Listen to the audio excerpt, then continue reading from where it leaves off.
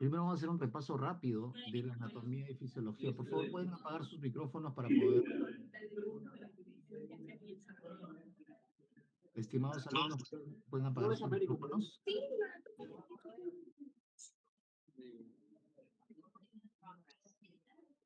Oye, mano, anemia, anemia, anemia, anemia, y banco de sangre tiene. ¿Estás escuchando? Ok, los he silenciado a todos porque necesito poder hablar sin interrupción. Cuando necesiten hablar, levantan la mano y les doy yo la voz para que puedan ustedes preguntar si tienen alguna duda. Estábamos hablando de que primero vamos a hacer un repaso de la anatomía y fisiología de la cavidad oral y la boca, como ven ustedes bien aquí en el gráfico adjunto, tiene las siguientes estructuras que son la mucosa oral, que bueno, aquí no se ve mucho, los labios, que están aquí sí claramente delimitados, la lengua, el paladar duro, y el paladar blando. El paladar duro se encuentra aquí, en la parte más anterior, el paladar blando en la parte posterior. Los dientes y no se notan dentro de la boca, no están exactamente dentro de la boca, pero son parte también del estudio de esta parte, de la evaluación de esta parte, las glándulas salivales, como vamos a verlo en un momento más. Aquí tenemos varias fotos donde vamos a ver parte de la estructura de la boca, de la parte externa. La mucosa oral se puede apreciar virtiendo el labio, es decir, volteándolo para poder ver su calidad, su color, si tiene o no algún tipo de lesión. Al hacer esta maniobra, nosotros vamos a poner al descubierto lo que se conoce como frenillo labial, que es una proyección en la parte central de la mucosa que se encuentra pegada ya a los dientes, que se llama mucosa alveolar. La región donde se encuentran implantados los dientes se conoce como encías, ya lo conocen ustedes aquí. Por ejemplo, van a notar un cambio en la coloración comparado con este. El borde de las encías con los dientes se llama borde gingival y la porción del borde gingival que se encuentra entre los dientes se llama papilas interdentales. Evaluando la anatomía de la lengua, vamos a ver que, como luego evaluaremos, es un órgano en el cual tenemos que ver no solamente su morfología, sino también su movilidad, pero conocemos que su principal función es la función gustativa. Y la segunda importante es la generación de palabras. Desde el punto de vista anatómico, la lengua es un músculo que tiene varias estructuras externas que deben ser reconocidas por nosotros. Yendo de atrás hacia adelante, en la parte posterior tenemos amígdalas linguales, que no vienen a ser nada más que colecciones o grupos de tejido linfoide. Hay una parte central donde hay una B, como ustedes notan aquí en la foto y en el gráfico, que son las papilas caliciformes. Las papilas toman el nombre de acuerdo a su forma y son de varios tipos. Aquí las caliciformes forman la B de la lengua. Las papilas fungiformes son más pequeñas, que tienen forma de hongo, y las papilas filiformes son mucho más pequeñitas, delgadas, que se encuentran en el resto de la lengua. Esta es una visión dorsal. Aquí vemos claramente las papilas caliciformes formando la B de la lengua. Y cuando hacemos que el paciente eleve la lengua, vamos a ver otras estructuras importantes. Primero el frenillo lingual, ¿ok? Luego el conducto de salida de la glándula submandibular en ambos lados, en este lado derecho y en el lado izquierdo. Eso se llama conducto de Wharton, que es el conducto de la glándula submandibular. Estas estructuras que les muestro yo anatómicamente ahora son las que deben ser evaluadas luego cuando nosotros hagamos el examen. Por eso es importante que las recordemos. El paladar duro está en la parte más anterior y el paladar blando está en la parte posterior. Debemos evaluar no solamente su integridad, sino su forma, su cambio de coloración y otras anomalías que luego vamos a ver en las fotos. Tenemos luego el paladar blando, que es probablemente donde también vamos a evaluar muchas alteraciones. El paladar blando tiene como estructura central lo que conocemos como úvula, debe estar en la parte central. Normalmente es única, a veces podemos tener una úvula bífida, a veces podemos tener alteraciones en la forma, en el tamaño, pero la úvula debe ser regularmente central. Cuando la úvula no está ubicada o en la parte central o está ligeramente desviada a una u otra parte, esto, como vamos a ver luego, nos va a hablar de algunas alteraciones relacionadas con el movimiento del paladar blando. En la parte lateral podemos identificar los pilares anteriores y posteriores que van a dar lugar a la posición donde se ubica la amígdala. ¿Ok? La amígdala derecha, la amígdala izquierda. Las amígdalas son, como bien saben ustedes, nuevamente, colecciones de tejido linfoide que dependiendo de algunos procesos inflamatorios o infecciosos pueden hipertrofiarse en algún momento. Y antes, pues hace muchos años, incluso eran motivo de extirpación, algo que ya no se recomienda en la actualidad. En la parte posterior, la pared posterior de esta vista es la faringe posterior.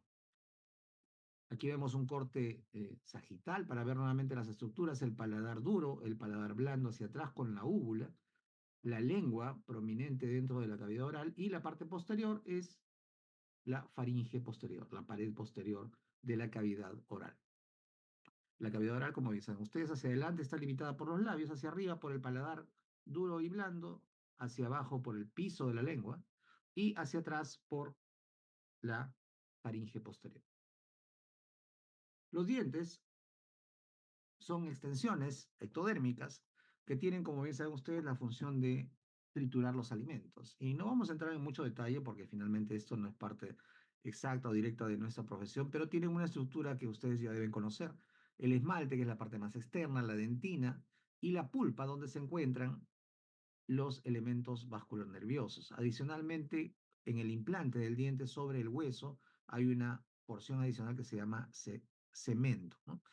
Y entonces aquí lo importante es conocer las piezas dentarias que tenemos, incisivos, caninos, premolares y molares, la dentición de leche,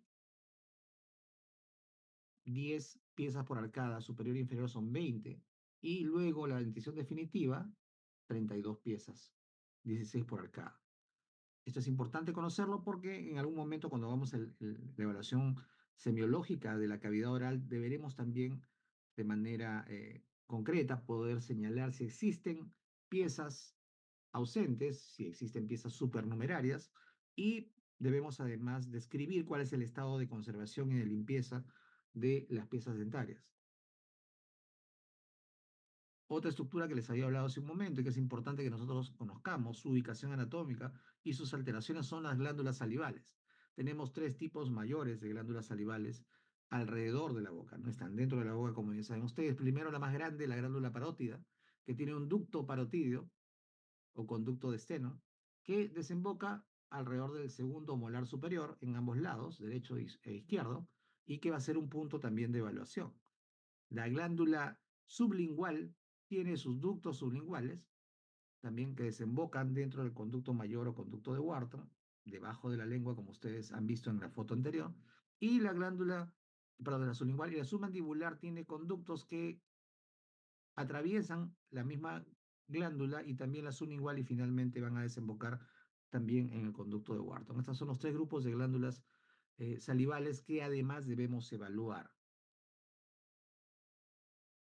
La faringe es otra de las estructuras que nosotros debemos evaluar ya continuando la cavidad oral y tiene tres porciones, la nasofaringe encima del paladar blando, aquí está delimitada con la vista sagital, y posterior a las fosas nasales, toda esta región, la orofaringe, que es la región que colinda en la parte posterior de la boca, y la hipofaringe por debajo de la orofaringe hasta la altura del cartílago cricoides, como vamos a ver ya en la tráquea. Toda esta porción es la faringe en sus tres fases, en sus tres partes, nasofaringe, orofaringe e hipofaringe. La función claramente es contribuir a la deglución. Y nosotros vamos a observar cuando nosotros evaluemos al paciente clínicamente probablemente un poco de la nasofaringe y no mucho, y la orofaringe. La hipofaringe va a ser de difícil acceso por su ubicación, ¿no? Para hacer una evaluación directa necesitamos aparatos especiales que no son parte de la evaluación del médico general. Y entonces ahora vamos a ver lo que se refiere exclusivamente a la exploración física de la boca y de faringe. Necesitamos este equipo, linterna, gasas, guantes, bajalenguas y torundas.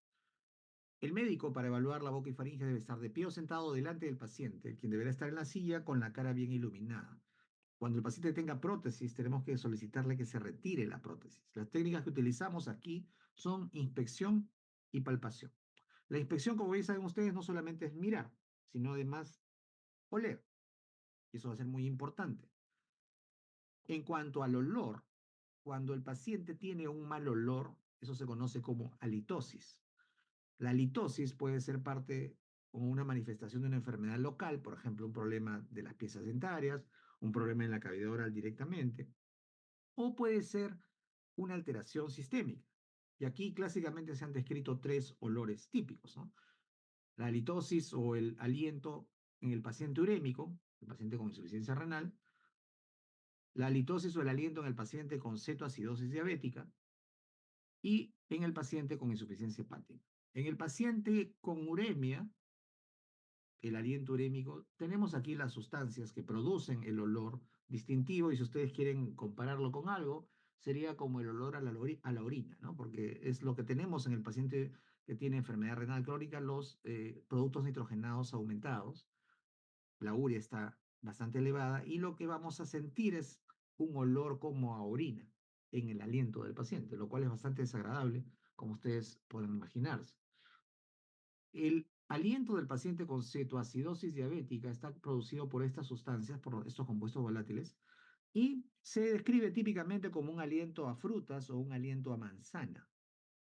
Entonces, cuando tengamos un paciente con ese tipo de aliento, vamos a sospechar de que tenga cetoacidosis diabética.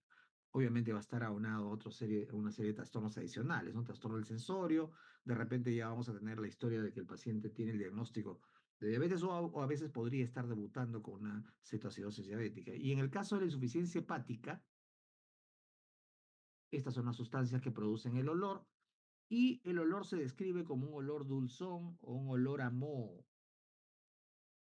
Particularmente yo he olido el paciente cetoacidótico, el paciente urémico, pero no tanto el paciente con insuficiencia hepática. No he sentido ese olor tan característico como se describe, pero esto es como la manera como se describe y cómo se encuentra en la literatura que ustedes tienen como bibliografía del curso.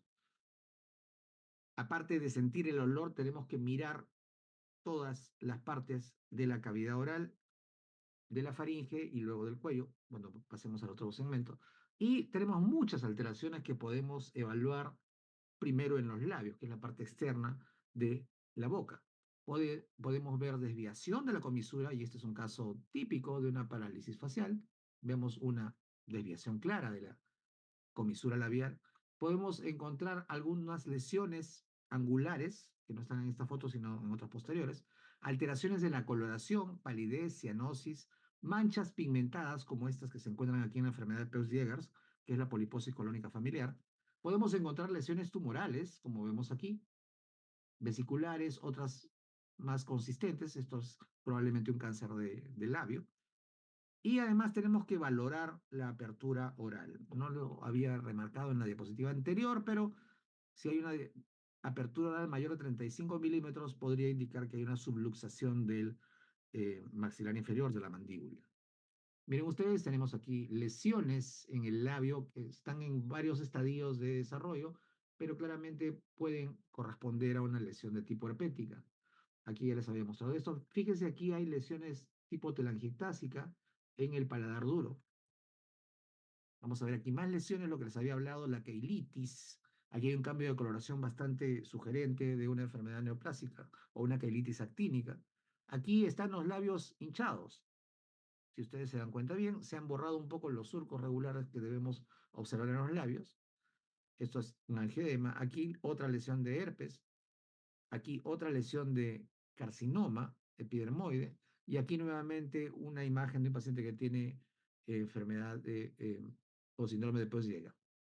Aquí un paciente con microstomía, con una apertura oral bastante disminuida.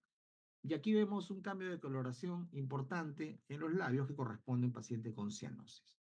Entonces, todas estas cosas, todas estas alteraciones, desviación de la comisura, cambios o alteraciones en el ángulo de la boca, alteraciones de coloración, lesiones, todo esto tenemos que observarlo en los labios de los pacientes. Usualmente no nos demora mucho, en un primer contacto con el paciente ya vamos a poder determinar claramente si tiene alguna alteración. Luego de eso pasamos a la inspección de la mucosa. La mucosa se examina con buena iluminación y con un bajalenguas. Esta es la técnica, la que ustedes están viendo aquí, con la iluminación mirando en todas las caras, ¿no? En las caras laterales y en la cara inferior y superior hay que evaluar cambios de coloración, úlceras, lesiones, que pueden ser de varios tipos y varios colores, pueden ser blanquecinas, nodulares, zonas de inflamación y la abertura del conducto de Stenón, que ya les dije, se encuentra a la altura del segundo molar superior en el lado derecho y en el lado izquierdo, que es la abertura de la glándula parótida. Miren ustedes, de esta manera se realiza la evaluación de la mucosa oral. Aquí vamos a ver algunas alteraciones, algunas manchas amarillentas que se conocen como manchas de Fordyce, otra coloración mucho más irregular, parcheada de la membrana mucosa de un individuo de piel oscura. Aquí una lesión bastante común que es la úlcera aftosa. Aquí no se ve mucho porque está en blanco y negro, pero esto es una leucoplasia, pero sí se nota un poco aquí, ¿no? Aquí tenemos mejor una leucoplasia más evidente, que es una coloración blanquecina en la mucosa oral. Aquí manchas pequeñitas, puntiformes, que se llaman manchas de Koplik, que se encuentran en la fase inicial del sarampión. Todas estas manifestaciones de enfermedades sistémicas se encuentran en la mucosa oral. Aquí petequias, miren ustedes, en la mucosa oral. Pueden ser causadas, como dice, por mordedura accidental del carrillo, también pueden ser manifestación de una enfermedad sistémica. Las petequias son del tipo de lesiones vasculares de la piel y mucosas, que ustedes ya deben haber visto en la clase de piel y deben haber evaluado con sus docentes en la parte práctica.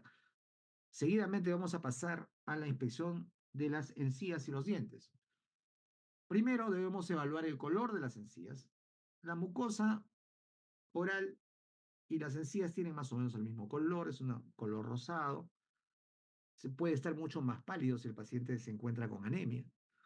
Además del color, debemos evaluar los bordes gingivales. Fíjense ustedes, esta es una, aquí la de arriba es más o menos normal, pero la de abajo ya no tanto, ¿no? Estamos viendo sangrado gingival. Y aquí arriba estamos viendo hipertrofia gingival, ¿verdad? Es claro de que aquí la encía está hipertrofiada por algún motivo. Hay algunos medicamentos que pueden producir hipertrofia gingival, hay algunas enfermedades sistémicas que pueden producir hipertrofia gingival. La difenilidantoína es uno de los medicamentos que puede producir hipertrofia gingival. Esto tenemos que observarlo y describirlo. Recuerden ustedes que la base del examen físico no es que ustedes coloquen o que se conozcan de memoria todas las alteraciones de la forma, del color, sino que describan de manera exacta lo que ustedes están viendo. Si ustedes se olvidan del nombre, simplemente describen, ¿no? Se observa mucosa gingival superior e inferior hipertrófica de color tal, que no deja ver las piezas dentarias, o aquí se observa mucosa gingival con rasgo de sangrado en la parte inferior. Describan lo que están viendo. Recuerden que la historia clínica no la hacen para que ustedes la lean, sino la hacen para que la lea el resto de médicos. Entonces, quien lee la historia clínica debe poder ser capaz de recrear en su mente lo que ustedes han visto. Cuanto más exactos sean en la descripción, mejor van a poder ayudar a quienes lean la historia clínica, para que nos sirva la historia. Si no, no nos sirve, pues. Si ustedes no describen de manera detallada, si hacen un relato insignificante o hacen una descripción no completa de lo que están viendo, simplemente la historia no les sirve a quienes después van a evaluar al paciente. Y eso significa que es una pérdida de tiempo. Y no podemos darnos el lujo de perder el tiempo cuando estamos evaluando pacientes, ya que debemos encontrar sus problemas rápido.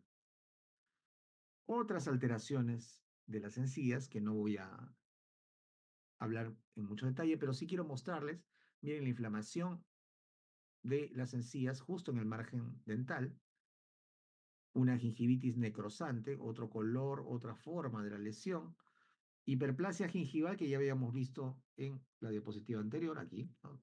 Mucho más marcada, un tumor en la encía, miren ustedes,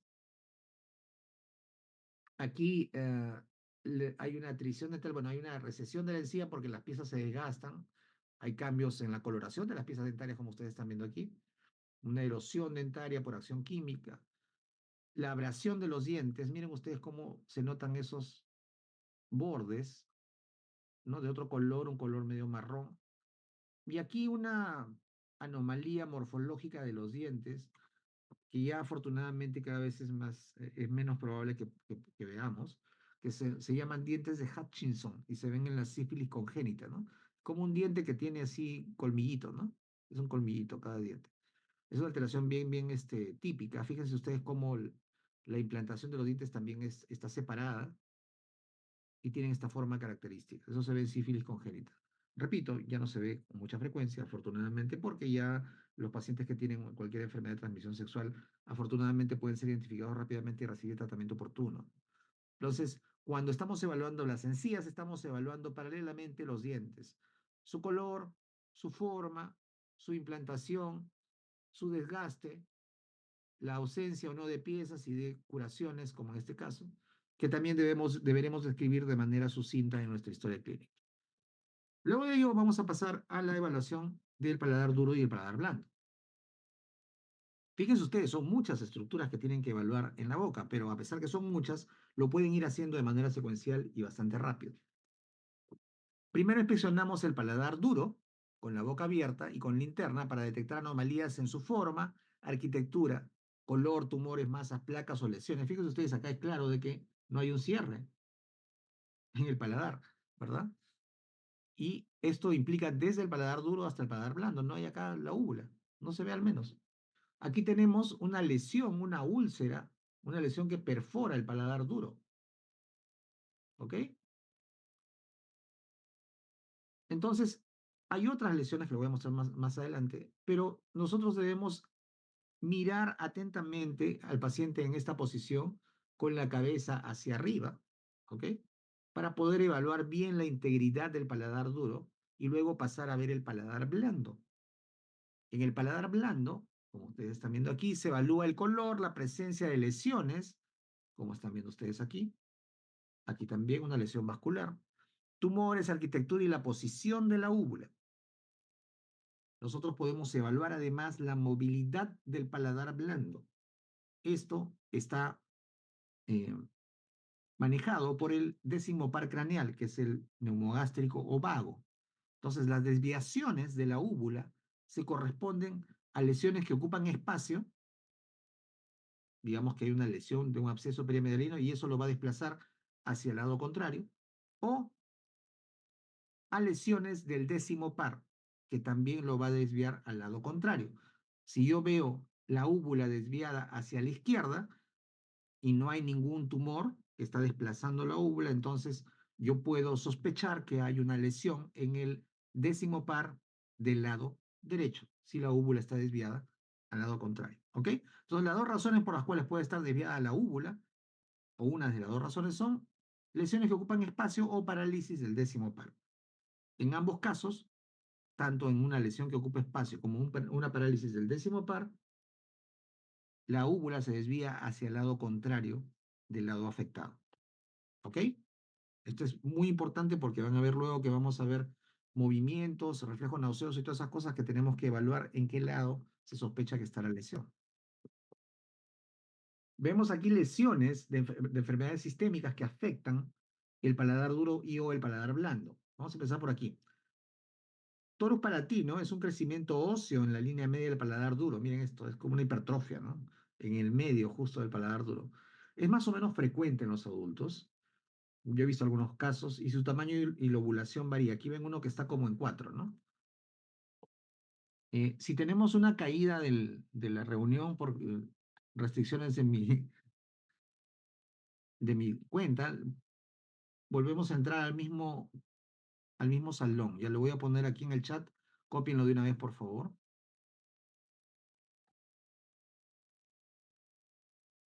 O si no, lo encuentran también en la invitación que se encuentra en el aula virtual. ¿Ok? Seguimos entonces. Aquí lesiones de la difteria que producen placas blanquecinas. Es una enfermedad bacteriana.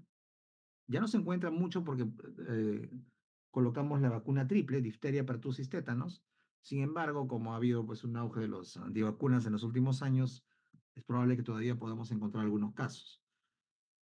Aquí lesiones de cándida albicans en la cavidad oral, en el paladar en este caso. Aquí algunas alteraciones de la úvula, una úvula bífida, ¿ok? La úvula bífida es una alteración anatómica que puede no indicar ningún tipo de patología, ¿ok? se ha visto sobre todo que es frecuente en algunas razas, ¿no? En indios norteamericanos, y no necesariamente indica alguna patología. Aquí lesiones de sarcoma de Kaposi en el paladar duro en pacientes con infección por HIV en estadio SIDA. Entonces, fíjense ustedes, hay una cantidad tremenda de lesiones que pueden asentarse en esta región que ustedes tienen que describir en detalle. Luego de eso vamos a pasar a inspeccionar y palpar el piso de la boca. La posición que ustedes ven en la foto es la posición que se debe utilizar para inspeccionar y palpar el piso de la boca, y es importante levantar la lengua hacia el paladar y verificar primero el orificio del conducto de Wharton, que ya hablamos que es el orificio de salida de la glándula sublingual, la presencia o no de algún tipo de lesión. Leucoplasia se dice una lesión blanquecina, eritroplasia se dice una lesión elevada de color rojizo, o tumoraciones en el piso de la boca. La palpación se hace, como ustedes están viendo, con las dos manos. Un dedo bajo de la lengua, aquí, ¿ok? El otro debajo de la barbilla para valorar la presencia de cualquier, perdón, acá está el dedo bajo de la lengua, y acá el dedo debajo de la barbilla para valorar si hay o no cualquier masa o engrosamiento y o dolor que manifiesta el paciente ante la maniobra. ¿Okay? Esto es muy importante que se haga porque las lesiones tumorales a veces pasan inadvertidas. Miren ustedes aquí. Miren otra por aquí, un chancro sifilítico. Otra lesión que es rara de ver ahora, pero esta sí pueden ustedes ver que es un carcinoma en el piso de la boca. ¿Ok? Y si ustedes no examinan el piso de la boca, no se van a dar cuenta. Si no le piden al paciente que levante la lengua y examinan en la posición que les he mostrado, no van a, se les va a pasar por completo. El examen físico para el médico general, que es lo que ustedes están aprendiendo en este curso, tiene que ser exhaustivo y completo. Porque en este momento recién tenemos que recolectar la información completa del paciente para poder al final juntarla y poder tener sospechas diagnósticas. Así que miren estas lesiones que ocurren en el piso de la boca, carcinomas, tumores, se puede ocluir la salida del conducto de Wharton y producirse un quiste. Todo eso tenemos que evaluarlo con el paciente en la posición de la lengua hacia arriba. Luego vamos a mirar la lengua en sí misma, ¿no? La lengua debe inspeccionarse en toda su extensión. El paciente debe abrir la boca y sacarla para mirar el dorso. Luego vamos a hacer que eleve la lengua para mirar la parte posterior y de paso vemos el piso de la boca. Y luego tenemos que ver la cara lateral de la lengua. Cuando hacemos mover la lengua al paciente hacia arriba, hacia abajo y sobre todo lateralmente, estamos evaluando el movimiento de la lengua que está dado principalmente por el doceavo par, que es el hipogloso. Entonces, la lengua normalmente debe protruir en posición central. Si hay un desvío hacia uno u otro lado, eso puede indicar alguna lesión del doceavo par de ese lado. Miren, una protrusión asimétrica, como en este caso, sugiere una lesión del nervio 12 hacia el lado de la lesión. Cuando le hago yo mover la lengua al paciente, cuando le digo que saque la lengua y vemos que sale así de esta manera desviada hacia un lado, eso puede indicar que hay una lesión, en este caso del nervio 12, del par craneal 12, el hipogloso, del lado derecho. La lengua se desvía hacia el lado de la lesión. A diferencia de lo que habíamos hablado del paladar y la úvula, ¿verdad? Y era otro nervio craneal, el nervio 10. Miren ustedes cuántas alteraciones podemos ver en la lengua. Alteraciones de coloración y alteraciones morfológicas. Sin embargo, estas tres se encuentran en personas o se pueden encontrar en personas normales. Eso se conoce como lengua geográfica, lengua vellosa y lengua fisurada o escrotal. Aquí ya otras cosas que no son normales. Candidiasis oral, muget oral, ese es un otro nombre con el que se conoce en la literatura médica. Una leucoplasia o lesiones blanquecinas en la lengua. Aquí varices en los vasos venosos que se encuentran en la parte inferior de la lengua, ¿no? Entonces, miren, pueden haber varices. Y aquí una macroglosia, o sea, un aumento de tamaño de la lengua, por un angioma, o sea, un tumor vascular de la lengua. En todo caso, yo no sé, cuando miro la lengua de esta manera, cuál es la causa del crecimiento. Solamente describiría, ¿no? Aumento de tamaño de la lengua con aspecto geográfico o aspecto irregular, dolorosa o no, que permite o no el cierre de la cavidad oral. Miren, esta lengua parece tan grande que incluso es probable que el paciente no pueda cerrar completa la boca. Lo siguiente, luego de inspeccionar la lengua, es palpar la lengua. Tenemos que palparla por múltiples motivos, pero el principal es para detectar cáncer de lengua. Cuando nosotros pedimos al paciente que saque la lengua, vamos a tener una visión solamente de la parte dorsal de la lengua. A veces podemos ver un poquito más o menos de la parte lateral, pero no va a ser una visión completa. La palpación nos permite evaluar justamente la cara lateral de la lengua, donde se asienta más del 85% de cáncer de lengua. La induración y ulceración en esta zona son altamente sugerentes de carcinoma. El principal factor de riesgo para cáncer de cavidad oral sigue siendo el tabaquismo. El tabaquismo en todas sus formas, ¿ok? Tabaquismo de cigarrillos de filtro, tabaquismo de tabaco fumado en pipa, cualquier tipo de tabaquismo va a aumentar la incidencia de cáncer de lengua. Y entonces la manera de examinar esto es, como ustedes están viendo aquí, el paciente saca la lengua, el médico la sujeta con una de las manos, en este caso la mano derecha, la jala hacia el lado contrario y con la mano izquierda, con el dedo, desde la mano izquierda, como ustedes están viendo, palpa el borde lateral. Aquí estamos palpando el borde lateral derecho, bueno, del paciente derecho, ¿no? Y luego hacemos lo mismo con la otra mano y con el otro borde. Repito, es importantísimo que no solamente le miren la lengua al paciente, sino que le palpen los bordes laterales sobre todo. ¿Por qué? Porque ahí se asienta más del 85% de cáncer de lengua, justo en la cara lateral. Entonces, miren, aquí es tan importante esto que hay directivas específicas para evaluar la lengua. Esto es el Manual Móvil de Exploración Física, que es un libro ya antiguito, ya nos saca varias versiones hace algunos años. Sin embargo, está vigente esto y es parte de lo que se les enseña a los médicos generales para evaluar y descartar el cáncer de lengua. Es lo mismo que les he dicho, ¿ok? Inspeccionar los bordes laterales. Otro punto que ya habíamos dicho que tenemos que evaluar son las glándulas salivales mayores. En este momento voy a cerrar esta sesión y voy a reiniciarla en un momento porque ya se me va a acabar el tiempo para que ustedes no tengan ningún tipo de corte en la información. Regresamos entonces en un momento. No, Y sí, luego, sí, sí. dentro de la cavidad oral, si es que hay o no. Probablemente no tenga. ¿El qué? No, cuando dice que no pasa, estamos ahorita con Yontop. Es-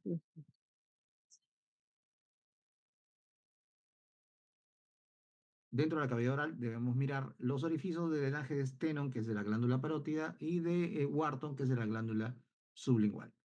Hay que palpar las glándulas para determinar su consistencia y si hay o no dolor.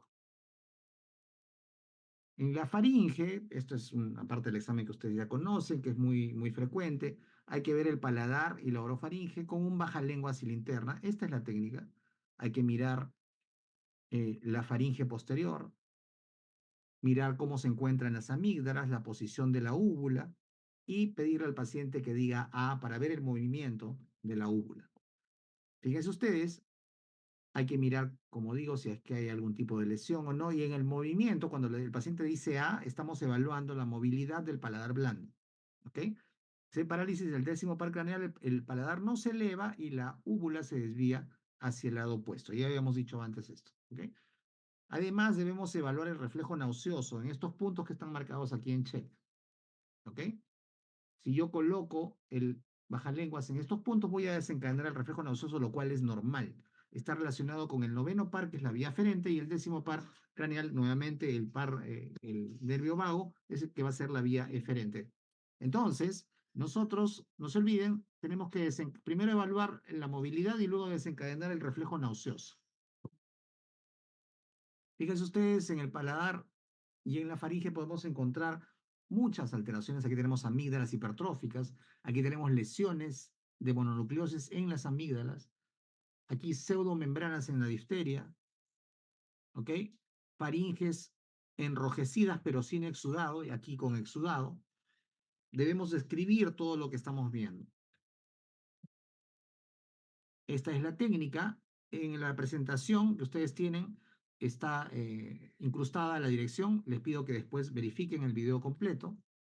Voy a pasarlo esto en aras del tiempo. Cuando ustedes van a redactar en la historia clínica, el libro que les ayuda mucho para que tengan una idea de cómo podrían redactar es el libro de Schwartz. Fíjense ustedes, aquí está cómo se puede redactar dentro de la historia clínica los hallazgos relativos a la boca y a la faringe. Vamos a pasar rápidamente al cuello y con eso vamos a terminar. Para fines descriptivos, el cuello se divide en dos triángulos, divididos por el esternocleidomastoideo, el triángulo anterior y el triángulo posterior. En cada uno de ellos hay estructuras que debemos evaluar. Y la línea central. Los grandes vasos, como bien saben ustedes, están en la parte central casi pegados al esternocleidomastoideo. La arteria carótida, que sube, que se divide luego más arriba en carótida interna, que se va hacia dentro del cráneo, y carótida externa, que irriga la cara. Y la vena yugular, que también transcurre profundamente respecto al músculo esternocleidomastoideo. La externa, la vena yugular externa, que pasa así transversalmente, de arriba hacia abajo por encima del esternocleidomastoideo, y es el que nos ayuda para identificar la presión venosa yugular. En la parte central tenemos varias estructuras. Tenemos el hueso yoides, que es el hueso más alto que se encuentra en el piso de la boca, debajo de la mandíbula, pero no vamos a palparlo, pero sí vamos a palpar el cartílago tiroides, ¿no? Que es la manzana de Adán. Fácil de identificar por su escotadura en el borde superior. Inmediatamente hay una membrana cricotiroidea, que es esta membrana, y por debajo se encuentra el cartílago cricoides, y luego de eso sigue uno o dos anillos traqueales y vamos a encontrar la glándula tiroides, el istmo de la tiroides, que es la parte central, y los lóbulos derecho e izquierdo. La escotadura externa está más abajo. Estas estructuras tenemos que identificarlas en la parte central. ¿Qué cosa es fácil de identificar? El cartílago tiroides, la membrana cricotiroidea, donde se hace, ¿no? Se puede hacer una cricotiroidotomía de emergencia. Y por debajo, la tiroides. Esta es la posición normal de la tiroides. Como vamos a ver más adelante, podría estar mucho más abajo. Esta es la posición normal de la tiroides. Cuando se presenta mucho más abajo, podemos estar, y hay bocio, podríamos estar ante un caso de bocio sumergido. Esto no es muy frecuente, pero se puede encontrar, y cuando está muy abajo la tiroides y hay bocio, esto puede finalmente comprimir todas las estructuras que ingresan del cuello hacia el tórax y va a producir un signo que se llama signo de Pemberton. Estos gráficos son del libro de McGee, que es el examen físico basado en la evidencia que recomiendo ampliamente. Dentro de la evaluación del cuello se incluye la evaluación de los ganglios o nodos linfáticos. Esto deben haberlo visto ya en la parte de evaluación del examen físico general, no voy a entrar en detalles. Sin embargo, es importante que ustedes conozcan que los ganglios linfáticos del cuello no solamente van a drenar las estructuras externas, sino también estructuras internas, ¿no? Sobre todo estos que son los submentonianos, submandibulares y el amigdalino, van a encargarse de drenar todo la boca y la faringe. Por eso es que es tan frecuente que cuando hay algún problema dental o algún problema dentro de la boca, algún problema sistémico que afecte a la vía de la boca o la faringe, tengamos inflamación en estos ganglios. Las técnicas que utilizamos en el cuello son inspección para mirar las estructuras, palpación para mirar, para poder encontrar los relieves, tanto de la tráquea en la parte central como los ganglios en las cadenas que se encuentran en el cuello y la glándula tiroides, y auscultación para la arteria carótida y la tráquea en algunas situaciones. Debe inspeccionarse el cuello para descartar áreas de asimetría. Fíjense, esto es el relieve normal de un cuello, ¿no? Visto de costado. La prominencia laringea. Aquí debajo se encuentra el cricoides, digamos, está el cartílago cricotiroideo, y luego una línea recta hasta llegar a la escotadura supraesternal. Cuando hay bocio, cuando crece la tiroides, tenemos este aumento en esta línea que debiera ser recta. Los ganglios linfáticos deben explorarse de manera sistemática. Ustedes pueden escoger el orden en el cual lo van a hacer, pueden escoger si lo van a hacer por delante del paciente o por detrás del paciente. Lo más importante es que sean más o menos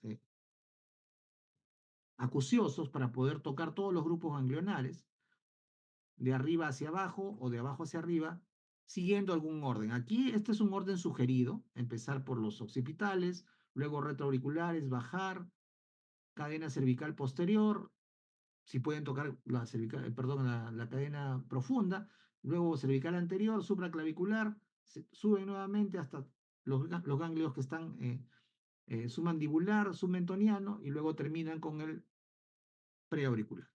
Lo importante es que evalúen ambos lados, derecho e izquierdo, y que vean las características más importantes: tamaño del ganglio, forma de limitación, movilidad o adherencia a planos profundos y la consistencia. Cualquier cambio cutáneo subyacente también nos va a llamar la atención, si el ganglio está indurado, si hay drenaje o obsedación del ganglio, cosas que ya no se ven, pero eran frecuentes en la escrófula tuberculosa, ¿no? En ganglio supraclavicular.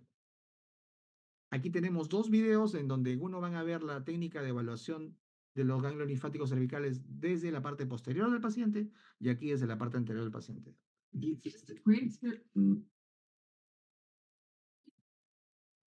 La tráquea debe inspeccionarse por la parte anterior, como bien saben ustedes, identificar las prominencias. Ya saben, primero tiroides, por debajo cricoides, entregamos la membrana y la tráquea por debajo. ¿Ok? Hay que inspeccionar la tráquea respecto a un cambio de su posición habitual y auscultar los ruidos respiratorios sobre la tráquea. Miren ustedes, cartílago tiroides, el relieve, cartílago cricoides por debajo, entre ambos hay una membrana, y la glándula tiroides se encuentra usualmente aquí. Cuando hay agrandamiento de la glándula se nota aquí un perfil ligeramente aumentado, y nosotros debemos ser capaces de palpar la glándula. Primero inspeccionamos y luego palpamos en reposo y luego palpamos con la deglución. La técnica de exploración de tiroides usualmente se hace de la parte posterior, también hay una técnica anterior, pero en realidad la que es más efectiva es de la parte posterior. Se palpan primero el polo inferior y luego los polos, o sea, la parte central, el istmo, y luego buscar los polos laterales o los lóbulos derecho o izquierdo, haciendo aparte el músculo esternocleidomastoideo. Aquí están detalladas las maniobras para palpar la tiroides desde un abordaje posterior. Aquí tienen un video para poder revisar todo en detalle. Y esto es lo que les decía, ¿no? Cuando hay un bocio sumergido, como en este caso, la glándula, cuando nosotros le hacemos al paciente levantar los brazos, va a meterse dentro de el hueco del tórax y va a producir obstrucción en las venas yugulares y va a producir esto, una plétora, que es el signo de Pemberton, ¿no? Que sugiere un bocio sumergido. Acá ya se nota que hay un aumento de volumen en el cuello, ¿no? Pueden haber crecimiento difuso de la tiroides o crecimiento nodular. A veces se puede encontrar un frémito, o sea, cuando toco la glándula tiroides puedo sentir como una ligera vibración y puedo ocultar un soplo. Esto ocurre sobre todo, pero no es frecuente, en la enfermedad de Graves-Basedow, que es una enfermedad autoinmune que va a producir primero hipertiroidismo, ¿no? Va a producir una tiroiditis autoinmune. Fíjense ustedes, aquí es muy evidente que hay aumento de tamaño de la glándula del cuello a expensas de la tiroides. Esto es difuso. En la enfermedad de Graves, además, vamos a guiarnos pues, por la oftalmopatía de Graves. Y aquí hay un bocio multinodular, no es tan uniforme como aquí. Con la palpación uno se va a dar cuenta pues, que hay irregularidad. Los vasos sanguíneos del cuello, inspección, palpación y auscultación del pulso carotídeo para ver probable obstrucción, probable soplo en la posición normal de la arteria carótida que está justamente adjunta al esternocleidomastoideo. Esto es para ver el pulso venoso. ¿Okay? ¿Y cómo se redacta esto en la historia clínica? Nuevamente un ejemplo del libro de Svarts. ¿Cómo podrían redactar la evaluación del cuello? Referido a todas las estructuras que se encuentran, estructuras de órganos, respiratorias, linfáticos, vasculares. Señores, cada vez que ustedes evalúen un segmento, ya saben que tienen que evaluar todo lo que se encuentra en él, no solamente una parte, sino todo, y así luego van a redactar de manera ordenada su historia clínica. La última parte hemos corrido en aras del tiempo, es una gran cantidad de información, les agradezco mucho su asistencia y igual estoy grabando las clases por si después quieren verla nuevamente. Buenas tardes con todos, muchas gracias.